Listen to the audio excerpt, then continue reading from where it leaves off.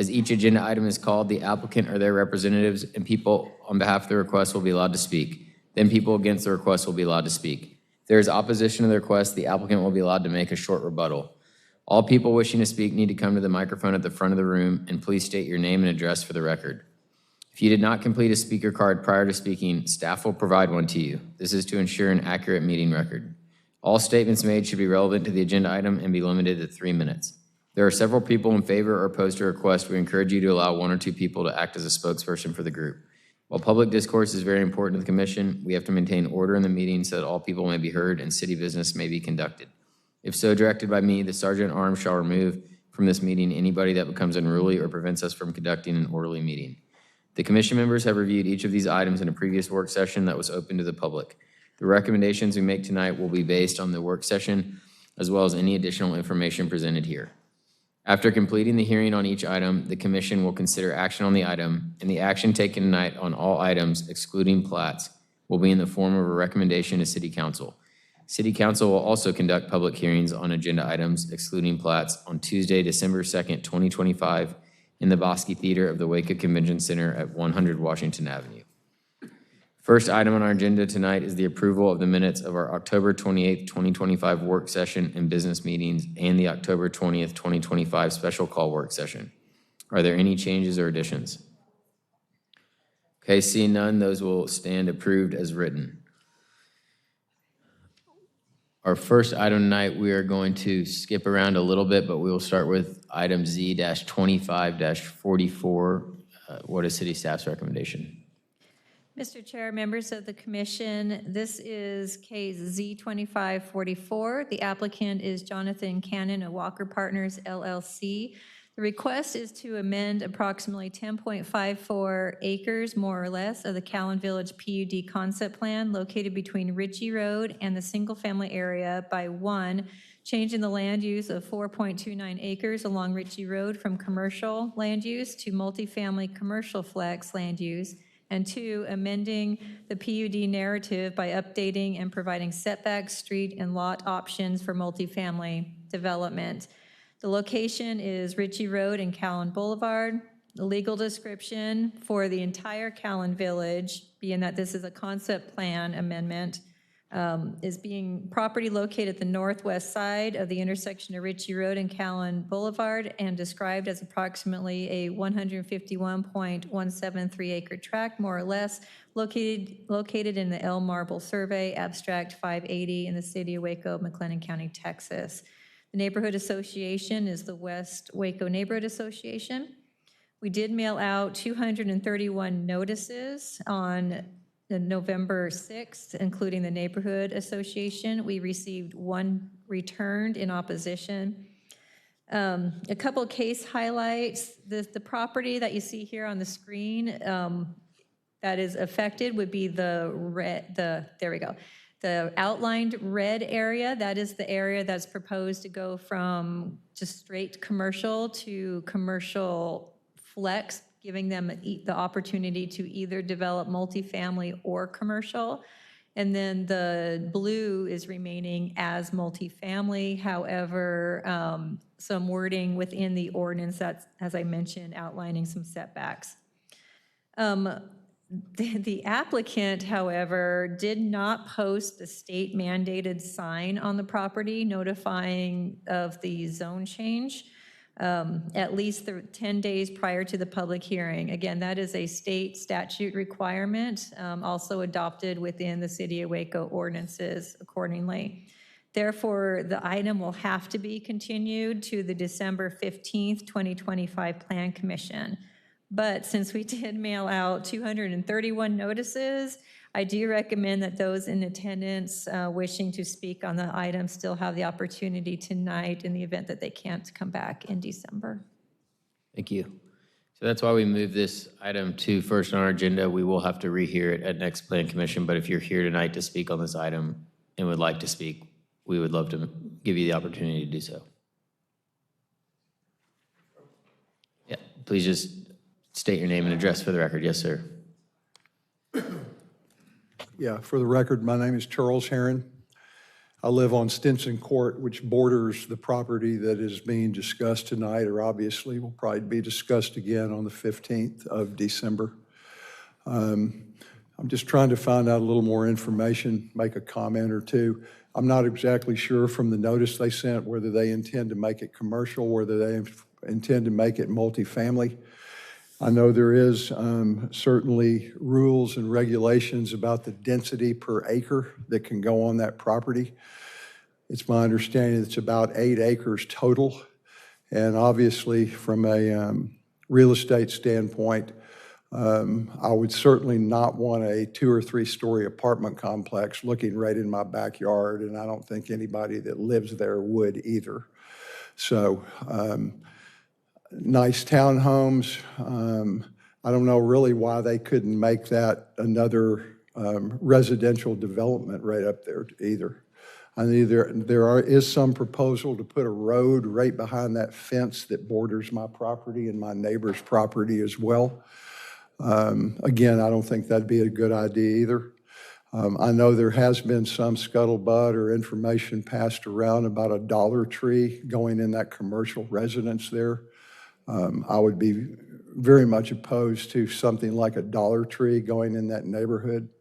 Obviously, from a real estate standpoint, everybody in that neighborhood is concerned about the property value and what certain things that might be built there would do to those property values. But again, I don't think anybody that lives that backs to that property wants a 2 or 3 story apartment complex looking in their backyard.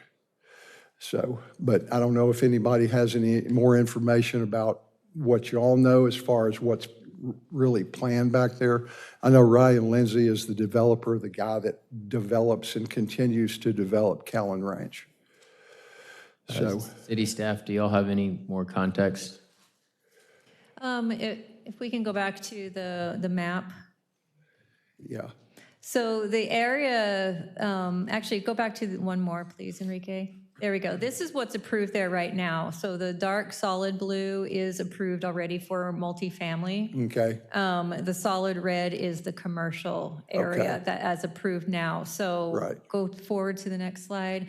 What they're proposing to do is give multifamily as a available option within that red highlighted area. Yes.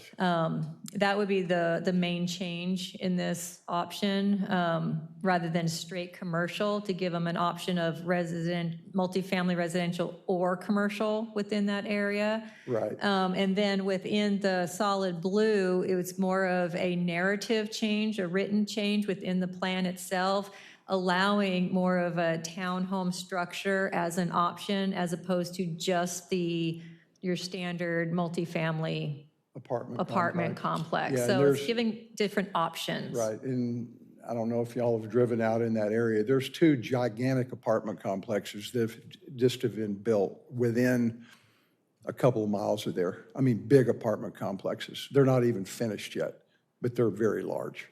So I don't really see the need for another gigantic apartment complex on a property like that.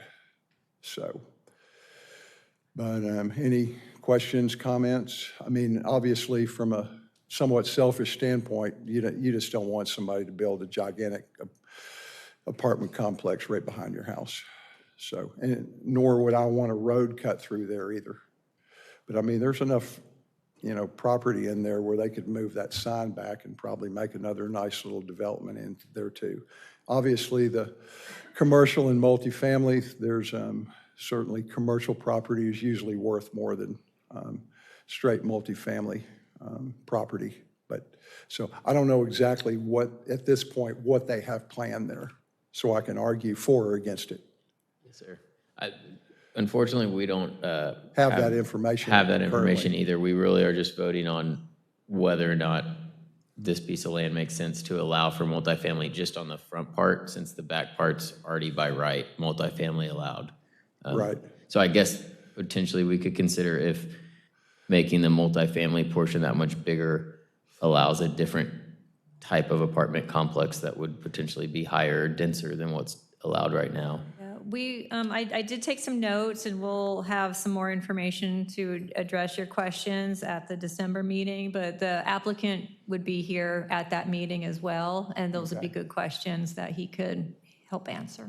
Okay, all right, thank you. Thank you. Mr. Chair, back here in the cheap seats.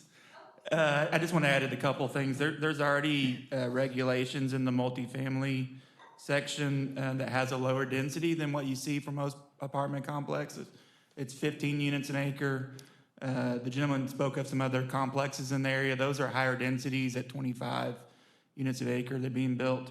And then also there's a max building height of just 1 and 2 stories. So there could not be any 3 stories in that blue area. And would that language extend to what we're approving on the front as well? That's correct. That's correct. Yes, sir. Callan Village. Do you need my name? Sorry. Yes, that'd be great. Robert Mock, 2000 Slocum Court. Thank you.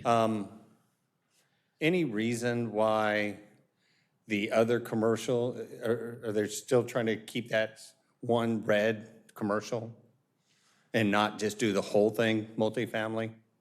The one that is shown as commercial already has approved plans on it. So the gas station, Yes, sir. yeah. The one that they didn't make us aware of. However, sorry to interrupt, just to note that in the narrative for the PUD, they're only allowed to have 1 gas station, so they could not put another gas station in the area that's shown on there. Yeah, that'd be horrible. I mean, my concern, again, would be the density and the height for the people who live along the street that back up. I mean, you just destroyed the value of their home if they had 2 stories and somebody. But I noticed that the other section of Callan, that's the duplexes that are in the brown over there, originally they were listed as townhomes, but they became duplexes and kept them low. And I think we would all be okay with that. Okay, if that's what we're gonna do. You start going high, I think we all would not be okay with that. I think it would not be good for the value of our properties, and it definitely wouldn't raise the value of anything else. So, and again, I'm glad you gave me the height restrictions, because I was concerned, like this gentleman, after seeing what's being built down Chapel and off of Woodgate, those 3-story stuff, that would be a big concern. But, you know, I'm torn both ways, whether it be commercial. There's a part of me that says, I'd rather leave it commercial, hoping that he could never sell it. Nobody would ever want to build there, and it just get left. That would be my preference, but if we have to go multifamily, we got to keep it low. We can't go 2-story. We can't go that. So I appreciate it. Thank you. Any questions? Thank you. Thanks, guys. Appreciate it. All right, thank you for your service. My name is Rick Schrader. I live on Stinson Court, and I just had a couple questions. One, I just want to make sure that that front property is the only part that's going to change, that it's not going to be the entire front and back, that it's going to be zoned as commercial. Yes, sir. That if you can flip back one slide, this is where it sits currently. So if we disapprove this request, it would just stay as this, which is multifamily in the 2 blue and commercial in the 2 red. And they're asking for the ability for that top red to be multifamily or commercial. Okay, what I just want to clarify is just that one section that is closest to Ritchie. It's not going to be the entire land all the way to the houses where we live on Stinson. So we weren't sure. We just wanted to clarify. It's just the front section that will be either or. It won't be the entire land. That is correct. What you're seeing in that solid darker blue, that is only multifamily. Okay, so that will remain multifamily and will not be commercial. Correct. The only thing impacting the multifamily at this change is creating setback requirements within the narrative of the PUD and allowing for more of the townhome style instead of your stacked traditional apartments. Okay, all right, and I agree with several of the others that just, apartments would be our least favorite, and some of the other options would be more appealing to that. So, thank you. Thank you. Is there anybody else that would like to speak on this item? Okay, hearing none, we will leave the public hearing open and continue it to the December 15th meeting. Moving back to the top of the agenda, item Z-25-43, what is city staff's recommendation? 1 second, Mr. Chair. Can we have an actual motion to continue the item? Sorry. Mr. Chair, I move to continue the item to the next meeting. Second. Motion by Mr. Embry, second by Ms. Givens. Please poll the commission. Allen? Yay. Ellis? Yes. Embry? Yes. England? Yes. Givens? Yes. Lozano? Yes. Smith? Yes. Cole? Yes.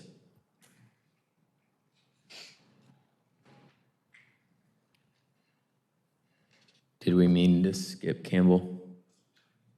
I'm sorry, what's that? Yeah, that was on purpose. Yes, Great. thank you. Okay, item Z-25-43, what is city staff's recommendation? Okay, Mr. Chairman, members of the commission, this is a request filed by Jeremy Fulbright of Fulbright Services to change the land use designation from urban residential to medium-density residential office flex and to rezone from C3 General Commercial District to R3C Multifamily Residential District on approximately 0.163 acres. Property is addressed as 1230 Chestnut Avenue, legally described as Lot 15, Block 7, J. Wiseman Edition, located in the Northeast Riverside Neighborhood Association. This item was continued at the October 28, 2025 Plan Commission meeting. Staff did have the opportunity through our code department to have the property inspected, and it was verified that the structure does contain 3 separate dwelling units. Therefore, it can be improved consistent with the nonconforming use without needing the zone change. The applicant has submitted a request, therefore, to withdraw this application. We did not receive any additional comments. Thank you. Is the applicant or their representative here to speak on behalf of this item? Is anyone here to speak in opposition to this item? Okay, hearing none, we'll close the public hearing and entertain a motion. Move that we approve the withdrawal. Second. Motion by Mr. Smith, second by Mr. Lozano. Please poll the commission. Allen? Yay. Campbell? Yes. Ellis? Yes. Embry? Yes. England? Yes. Givens? Yes. Lozano? Yes. Smith? Yes. Cole? Yes. For item Z-25-47 and 48, what is city staff's recommendation? Mr. Chair, members of the commission, this is a request filed by Jane Kittner, Kittner and Pate Design Associates on behalf of Trenton Sutton. Request is twofold. Case Z-2547 is a special permit to allow retail sales between 7 p.m. and midnight in O3 zoning district. And case Z-2548 is a special permit request to allow for a drive-through lane for a restaurant in an O3 district. The location is 0.65 acres, known as 12400 China Spring Road, legally described as Lot 1, Block 1, Blue Mountain Edition. This is located within the China Spring Neighborhood Association. We did send out 13 notices mailed on November 6th, and including the Neighborhood Association. At the last meeting, we did have 4 notices returned. 2 opposed, but they were actually from the same property owner, which was adjacent to this property. We have a twofold recommendation regarding case Z-2547, which is the request for the extended hours. Planning staff recommends approval of the special permit to allow extended retail sale hours between 7 p.m. up to 11 p.m. in an O3 zoning district, subject to the special provisions and conditions and based on the following findings. 1, that the proposed use is consistent with the comprehensive plan and the purposes and intent of Chapter 28 zoning of the Code of Ordinances of the City of Waco. 2, that the proposed use is compatible with the appropriate and orderly development of the area in which it is located.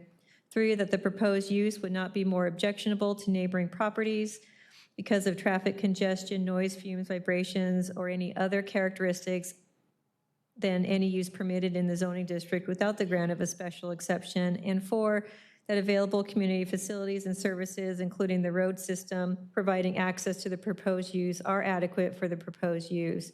Staff does recommend our standard special provisions and conditions, and then some additional that I would like to highlight. One is that the special permit may not be transferred or assigned. Another is that all site lighting must be directed toward the establishment and not at adjacent properties. A privacy fence shall be installed and maintained along property line with the adjacent single-family lot. This permit shall allow retail sales between the hours of 7 a.m. until 11 p.m. and the extended hours beyond 7 p.m. shall be limited to the operation of a pizza restaurant. And number 5, this permit shall expire on December 16th, 2026. Prior to expiration of the said period, permittee shall make application for renewal. And then regarding case Z2548, Planning Services recommends disapproval of the special permit for a drive-through lane for a restaurant subject to the special provisions and conditions and based on the following findings. 1, that the proposed use is not compatible with the appropriate and orderly development of the area in which it is located. The proposed use is not compatible. I'm sorry, I read that already. The requested special permit would erode the protections established by the O3 zoning district and diminish the buffer provided to adjacent single-family residential properties. That the proposed use would be more objectionable to neighboring properties because of traffic congestion, noise, fumes, vibration, or other characteristics than any use permitted in the zoning district without the grant of a special exception.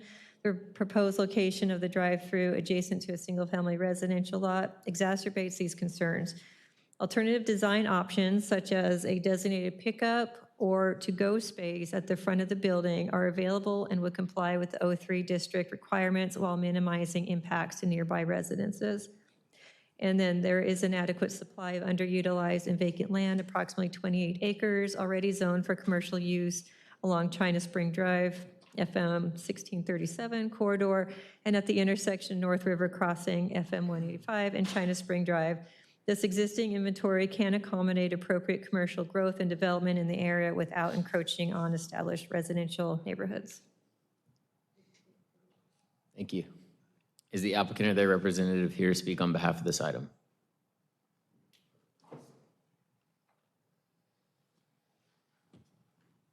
It's me again, Jane Kittner, 4915 Lakewood Drive.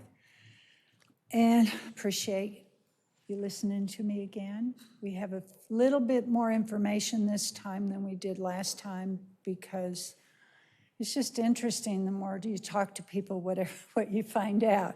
But I would like to clarify the car access because while there's a little bit of a curve and some part of a deceleration, shoulder area where that cut is. The cut is striped both ways for cars to pull in. There's lanes striped at that median where a car can pull in from one side or from the other. And the one that goes to the left, turn on Sylvia, is lined up directly with Sylvia. Every morning and every afternoon when school is in session, China Spring ISD only allows middle school parents to either come that way or from Yankee Drive. So that is used regularly as a left turn lane two times a day during the week. There's only about 500 students in the middle school, so some of them take the bus, but this is a regularly used route as a left turn, and it is striped that way. It's also the access point for the new convenience store that's going to be right next to us on the corner. Its address is actually North River Crossing. The convenience store does not have an entrance off of China Spring Road, so it has an entrance off of Sylvia and then off of North River Crossing. I found out today from inspection services, that the entry drives for the convenience store with 6 back gas pumps, which is in that commercial lot right next to us, is right across from our site. And I'm assuming since they're Zone C, they'll be allowed to be open longer than we are. So I don't really understand why the left turn would be that much of an issue for us, because people can go on off North River Crossing and go around the other direction if they need to. But there is an opportunity to stop there and wait for traffic and go straight across to Sylvia. The entry drives to the convenience store, the one that is on our side straddles the property line with the O3 property next to it. So it's going to be a shared drive on that side. So the O3 uses some kind of commercial property, probably, because you don't do a shared drive with a convenience store if you're a residential use.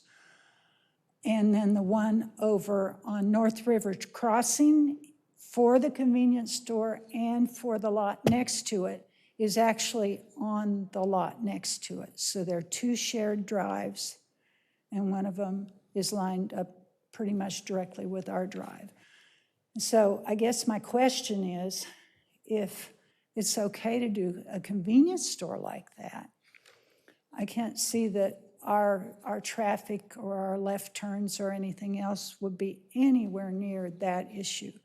The Marcos property, the way they operate, when you go into the pickup lane, it doesn't have drive-through ordering. When you go into the pickup lane and you get at the front of the line, if your pizza isn't ready yet, then you're asked to go park and the staff takes the pizza out to you. So although we have room for 6 cars there, we don't anticipate. I showed 4 because they have this situation in Hewitt already. They've had it for about 3 years. And it works out really well. And it means that you don't have so many people clogging up the parking lot and trying to back out at the same time. It's a lot smoother. And it also means that the headlights will be heading towards China Spring Road, away from the residential. Let's see. Most of Marco's sales are for We delivery. somewhat have to Okay. abide by the 3 minutes, so, Okay, but just a but closing it's statement. mostly delivery. It's not as much pickup or eat-in. Do y'all have any questions? So to be clear, you're saying you are in support of, there's 2 things we're evaluating tonight. Special permit to close at 11, I think, but it says 12 on here, but we meant 11, is that correct? We're okay You're with 11. you're okay with that one? We're fine with And 11. the other one is the drive-through lane. Pickup lane. What's the difference? We don't order there. They order on their phone or order by phone and then come and pick up their pizza. So the only difference is the size of the window? It's the amount of time they would be on site. But since it's already ordered, they aren't queuing for ordering and then queuing for pickup. They're just picking up. Got it. Thank you. Any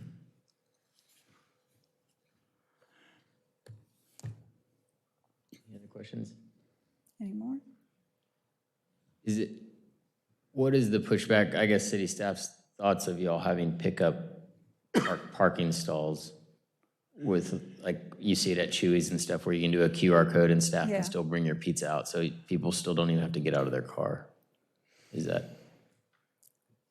They've just found out with the pizza that it works better, and Marcos is not really wanting to do the deal without the the pickup lane. Thanks. Okay. Okay. No further questions. Thank you so much. Okay, thank you. Is there anyone else here that would like to speak on behalf of this item? Anyone else that would like to speak in opposition to this item?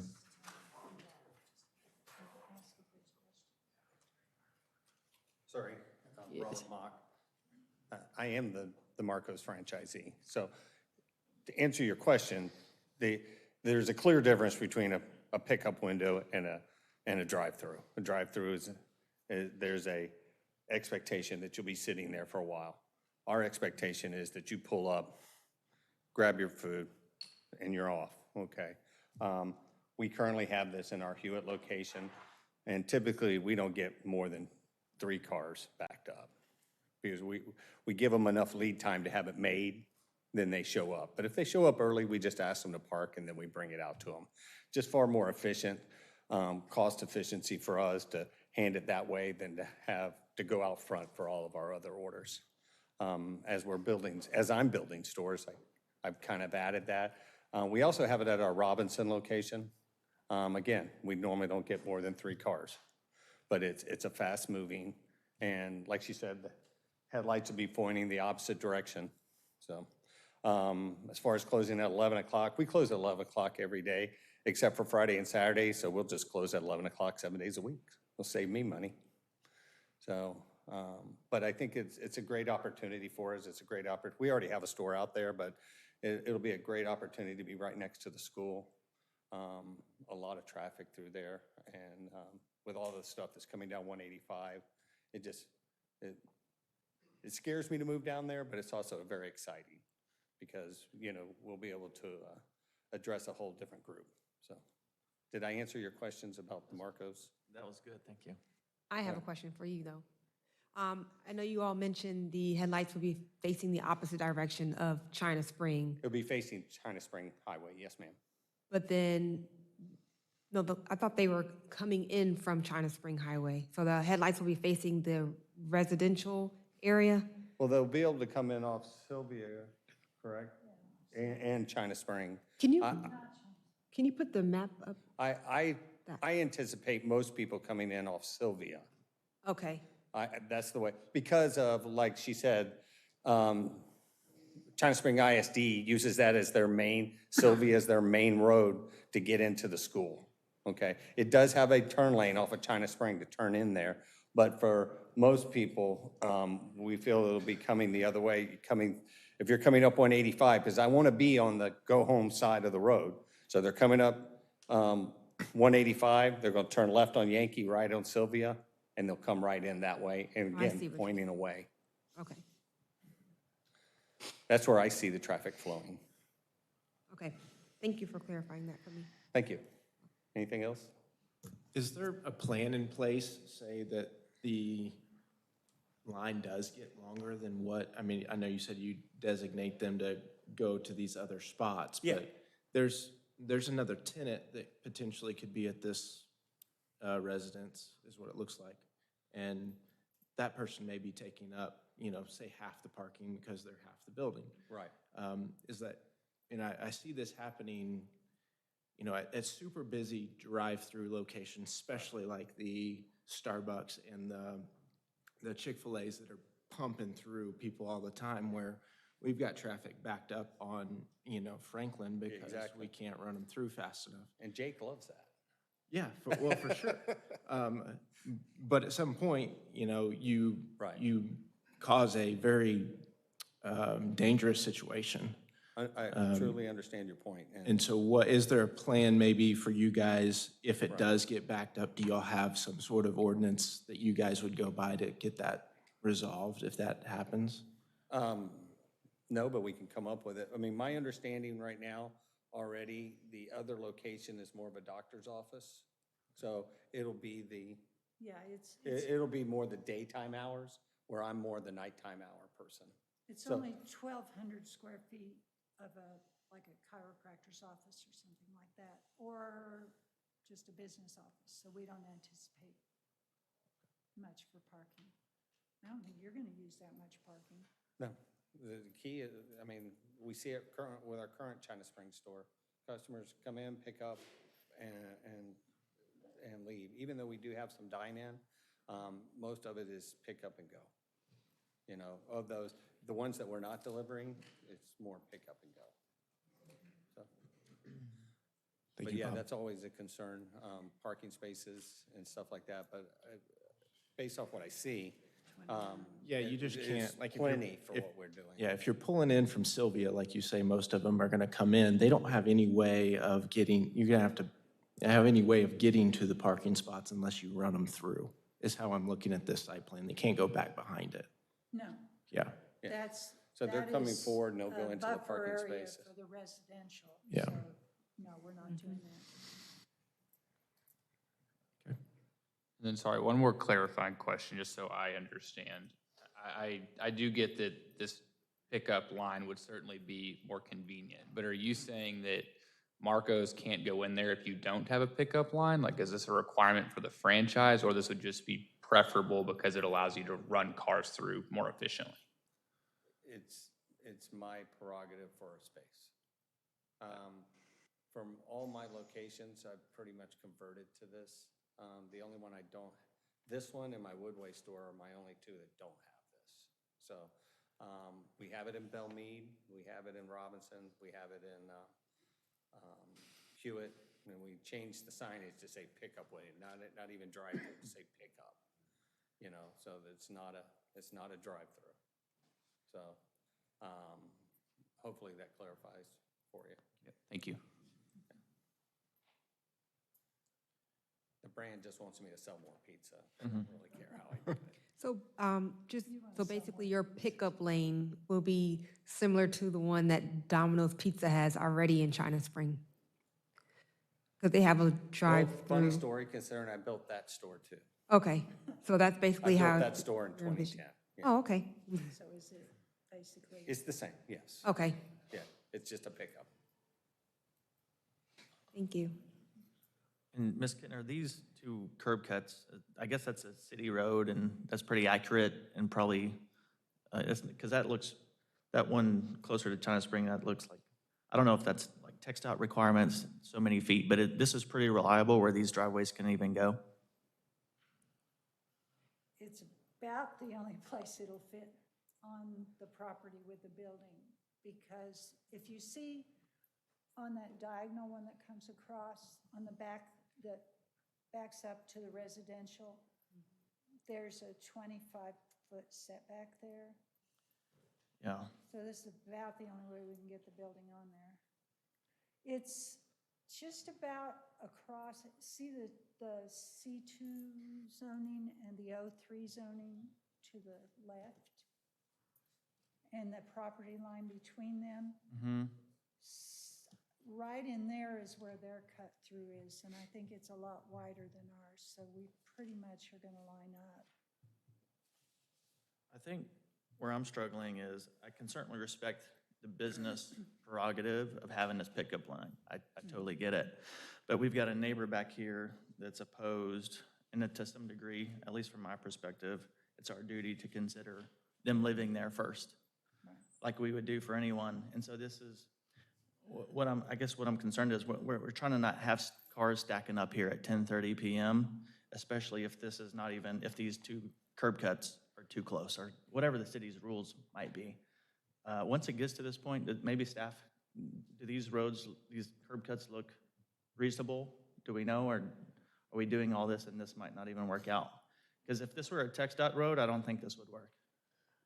Yeah, so unfortunately, our traffic engineer isn't here. She did review this. I don't believe that was mentioned in her comments, but you are right. I mean, if it was on China Spring Road, obviously it's TxDOT road, it's a different situation altogether. Why they can't even get one there.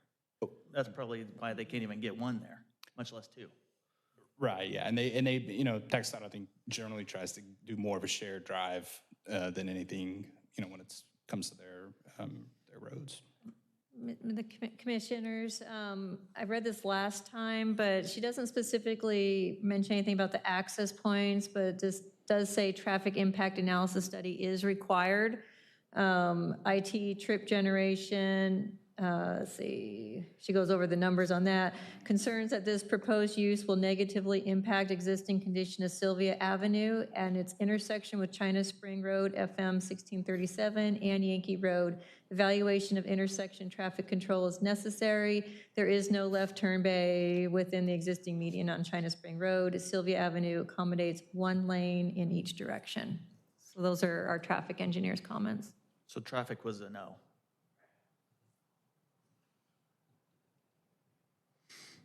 I don't know if this actually helps either side, but city staff, isn't this just a one-year special permit until they apply for renewal? It would be whatever condition you want to put on it for a renewal. Right now, we didn't have a recommendation other than not approve on this item, other than the time limit. That's a 1 year we recommend on that.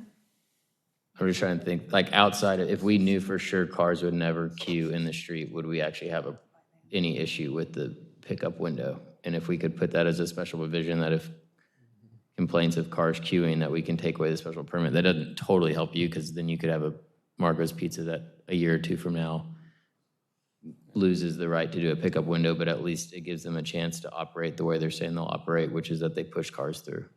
But can It I ask a does. question? You can place a time limit on it, 6 months, a year for further review. But again, once the building is constructed and that walkthrough pickup is there, you know, it's pretty easy for another business that could potentially own this property in the future to want to do the same thing.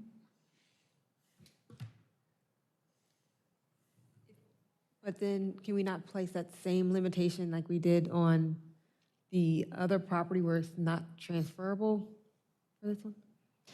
You can, as we discussed at work session, it's, again, it gets back to that, it's hard to approve one and then not the next one. This is a structural issue, you know, the building's there and it'll be set up for it. The lane will be there, it'll be physically built. It's not just a use that's nebulous, it's an actual tied to improvements on the property. Thank you. I don't know if it helps, but I would have a 20-year lease. So Say that again, Bob? I would have a 20-year lease. I would have a 10 with 2 5-year options. So no other business would be coming in before the rest of that gets developed.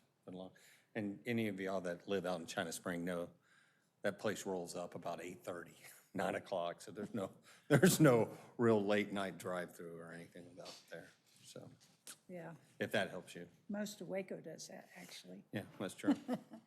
But I did have one question, because you mentioned the one resident in back, but we had sent some information about the 2 residents that were across the street from that person, that both were in favor of the project. But the problem is that the residents, the lot that's in back of it is so wide that it's the only one that gets noticed on our side of China Spring Road, except for the 2, the O3 and the C2. So nobody else gets noticed because the 200 feet doesn't go past that one property. But we did have 2 people on the other side of the street that sent in emails approving the project. And with the pickup lane and with the hours. And they wanted to know when they could order pizza. The only problem with the December 2026 date is that they aren't going to be open for, you know, You got 9 5 months of months. construction. They're only going to be open for 5 months before we have to apply again. Is that a fixed date, or could it be? Is that something that we can trigger on some sort of approval of? Certificate of occupancy, yeah. we've tied it to the language to where it starts with the certificate of occupancy, the clock, 1 year from the date of issuance of certificate of occupancy. We can do that. Yeah. We have standard language for that we can add. We have to do a traffic study, so it will Yeah. take some time. city staff, I know we potentially could open up, Pandora's box till 20 years from now. And this might be a city attorney question, but is there a way that we could add like a lot of really strict language to this to really make it hard for the next group to have any sort of a drive-through? I mean, for one, Bob's saying that this is not a place where you order it, so there's really no spot for an order sign, and then you drive up to a window. This is strictly a pickup line. So could you put any restrictions on, or put something in there that says that this is not for ordering, it's only for pickup only? And that maybe helps us, Excuse me. when Marcos is not there. Wouldn't it require an electrical permit, would be denied because they'd have to do trenching and they have to have a sign permit then too? So all of those things would be triggered if you tried to put drive-through control stuff. Yeah. And it's pretty visible, so somebody would notice.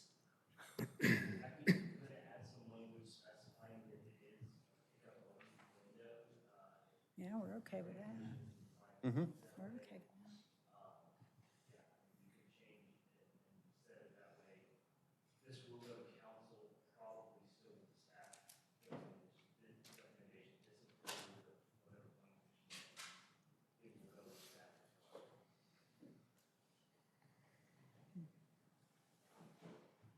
Okay, are there any more questions for the applicant?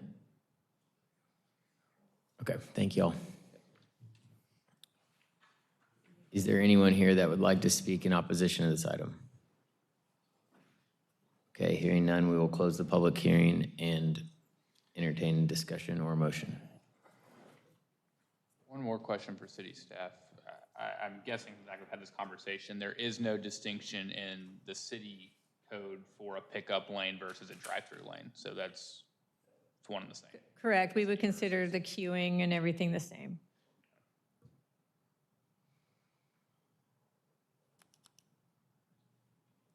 I guess, not to be antagonistic, but it feels like we're leaning on the idea that we can't enforce a non-permitted use down the road. And if that was the case, then what is the point of the special permit use? At some point, we have to be able to police if we go back in 3 years and they're clogging up Sylvia Lane and tell them you can no longer operate this pickup window. Otherwise, they could just go build a building and put a pickup window in there without the special permit if we can't enforce it anyway. I don't think it's more the enforcement side of it as it is the next person, even if we have the language, the non-transferability language in there of, well, you approved the last one, why can't you approve mine? It's more of the precedent setting for it than the enforcement of it. Just putting the city in that position where the building's already built, the lane's already there, previous people had it, why can't I? Just kind of foreseeing that as an issue, but yeah, that's just staff's recommendation, and we're just kind of going off of that, and we're also going off of, the comments that we received from the property owner, and I think the pickup spaces was a good compromise between the two. So I'm kind of sitting on the fence on it there. I mean, I think if we're going to approve the special permit, the only teeth we have is to limit the time period.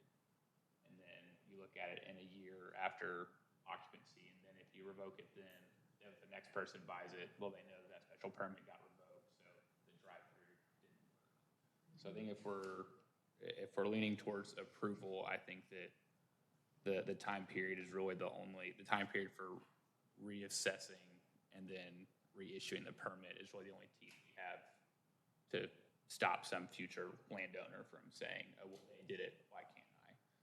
So I think if we're leaning approval, that would be my only thought there.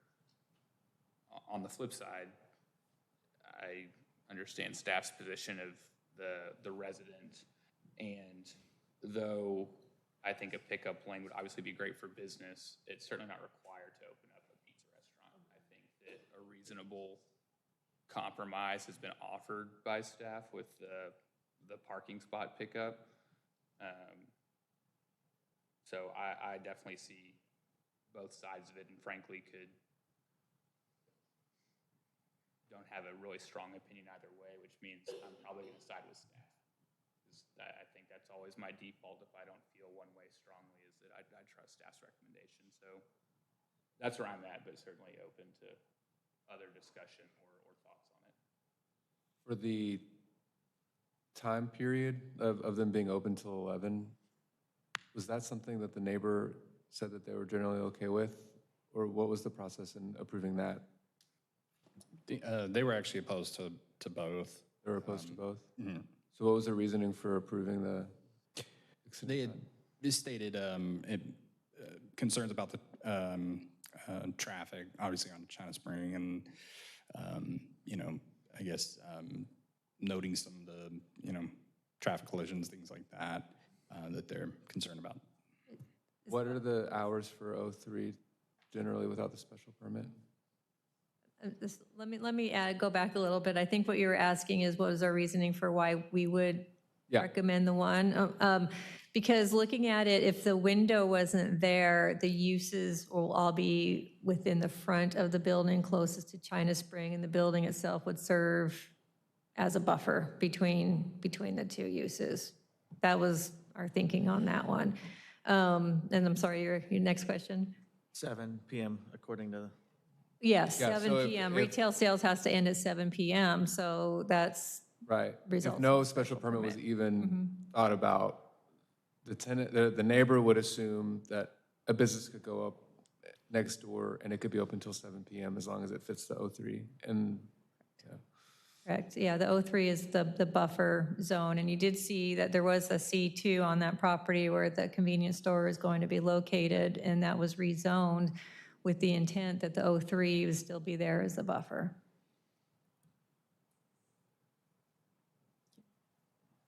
The C2 was rezoned pretty recently, the last couple of years.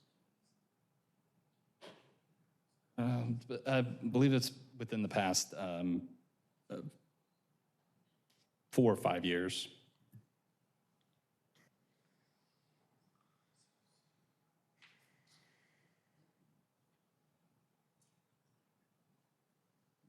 I'm happy to make a motion if there's no more discussion on it. I think I've told y'all what I'm going to say, so if anyone wants to discuss it further, then now's your chance. All right, well then, I guess we'll take actually, let's do the easy one first. I move that we approve the special permit for staying open till 11 PM based on staff findings and conditions. second that. Motion by Mr. Smith, second by Mr. Embry. Please poll the commission. Allen? Yay. Campbell? Yeah. Ellis? Yes. Embry? Yes. England? Yes. Givens? Yes. Lozano? Yes. Smith? Yes. Cole? Yes. Okay, now the easy one's done. Now I move that we recommend disapproval of the special permit for the drive-through lane based on staff findings and conditions. I second that as well. A motion by Mr. Smith, a second by Mr. Embry. Please poll the commission. Allen? Yay. Campbell? No. Ellis? No. Embry? Yes. England? Yes. Givens? Yes. Lozano? Yes. Smith? Yes. Cole? No, but the motion carries. Okay, moving on to item Z-25-51. What is city staff's recommendation?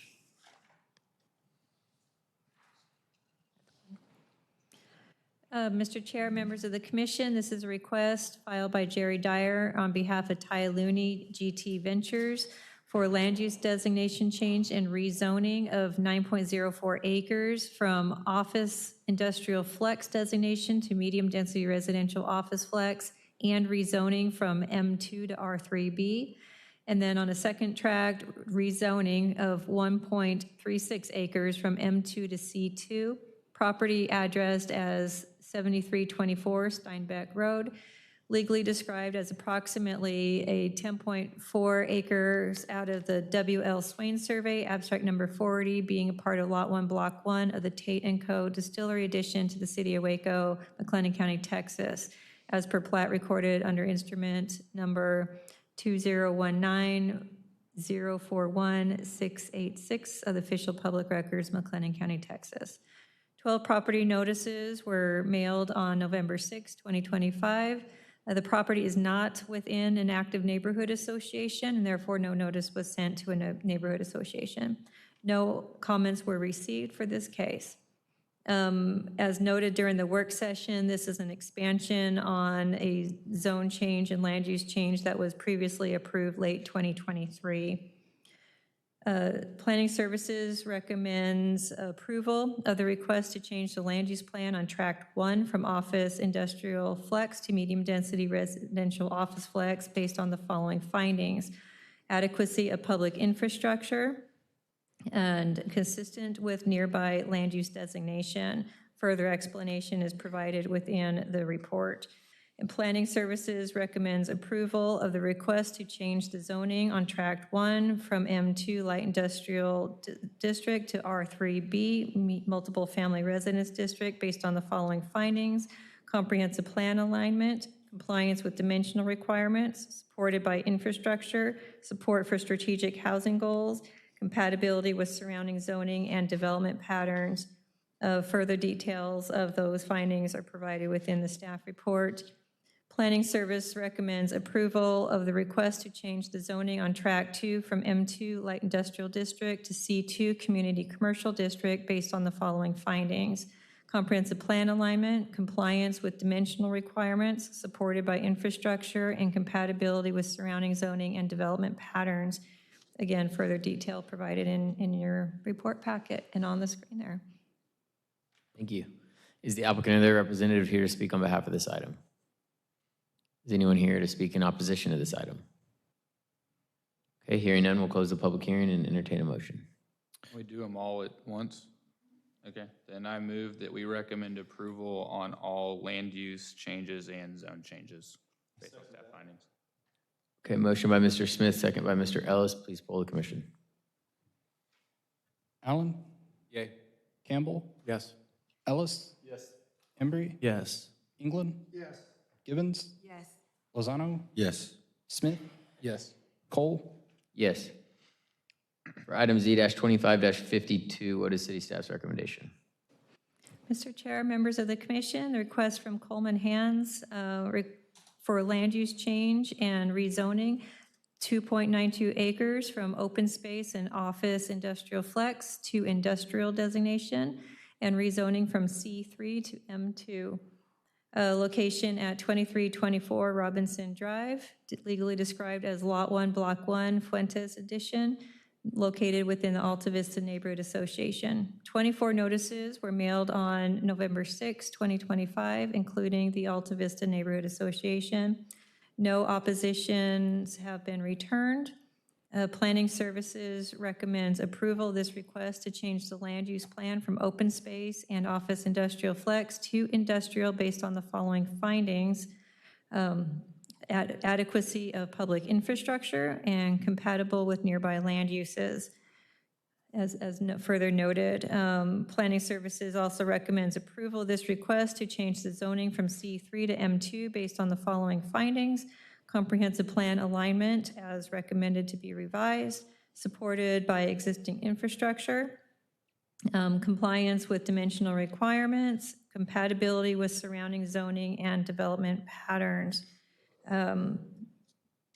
All that noted on the screen above, and also more details within your report packet. Perfect, thank you. Is the applicant or their representative here to speak on behalf of this item? Is there anyone that would like to speak in opposition to this item? Okay, hearing none, we'll close the public hearing and entertain a motion. Mr. Chair, I move that we recommend approval on both the land change and the zoning based on staff findings. Second. Motion by Mr. Embry, second by Mr. Smith. Please poll the commission. Allen? Yay. Campbell? Yes. Ellis? Yes. Embry? Yes. England? Yes. Givens? Yes. Lozano? Yes. Smith? Yes. Cole? Yes. Moving on to ordinance amendments. Item 6, what is city staff's recommendation? Mr. Chair, members of the commission, this is a request by the city of Waco to consider ordinance amendments to section 28-1 definitions and Article 1 in general of Chapter 28 zoning of the Code of Ordinances of the city of Waco, Texas, to amend the definitions of amusement redemption machine and indoor amusement facility and providing for penalties. On October 21st, 2025, the City Council adopted an ordinance amending Chapter 13 licenses, permits, and building regulations to establish a definition for amusement redemption machines, commonly referred to as eight-liner machines, and to prohibit their operation within the city limits. Because these devices are now banned within the city of Waco's zoning jurisdiction, corresponding updates to the zoning ordinance are necessary to ensure consistency and clarity. Proposed amendments further clarify the definition of amusement redemption machines and identify items that are not considered amusement redemption machines. Staff recommends approval of these amendments. Great, thank you. Is there anyone that would like to speak on behalf or in opposition to this item? Okay, hearing none, we will close the public hearing and entertain a motion. Move that we recommend approval. Second. Motion by Mr. Smith, second by Ms. Givens. Please poll the commission. Allen? Yay. Campbell? Yay. Ellis? Yes. Embry? Yes. England? Yes.